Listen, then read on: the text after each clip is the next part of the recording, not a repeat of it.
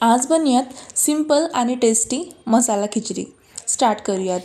सर्वप्रथम मी घेतले कुकरमध्ये 4 छोटे चम्मच तेल, त्यानंतर 1 छोटा चम्मच जिरे, 1 छोटा चम्मच तिखे, त्यानंतर टाकते शेंगदाणे छान फ्राय झाल्याच्या नंतर टाकते कढीपत्ता छान तडतडल्याच्या नंतर बारीक चिरलेलं लसूण त्यामध्ये टाकून छान फ्राय करते।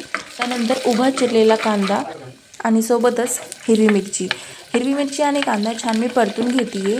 छान फ्राय होईपर्यंत मी साईडलाच गॅसवर गरम पाणी ठेवले। जेवढे तांदूळ घेतले त्याच्या दुप्पट म्हणजे मी 1 ग्लास तांदूळ घेतले तर 2 ग्लास पाणी मी तापवायला ठेवलेलं आहे साईडलाच। आणि त्यानंतर मी टाकते टोमॅटो पण छान परतून घ्यायचे। त्यानंतर मी टाकते 1.5 चम्मच लाल तिखट आणि अर्धा चम्मच हळदी, त्यानंतर चवीनुसार मीठ आणि त्यानंतर मी टाकते थोडासा धनिया पावडर अर्धा चम्मच आणि त्यानंतर टाकूयात गरम मसाला जो आपल्या घरात बनतो तोच। ह्या सर्वांना छान फ्राय होऊ देऊयात। फ्राय झाल्याच्या नंतर मला टाकायचे यामध्ये तांदूळ मी घेतले 1 ग्लास स्वच्छ धुवून तांदूळ मी टाकून छान परतून घ्यायचे।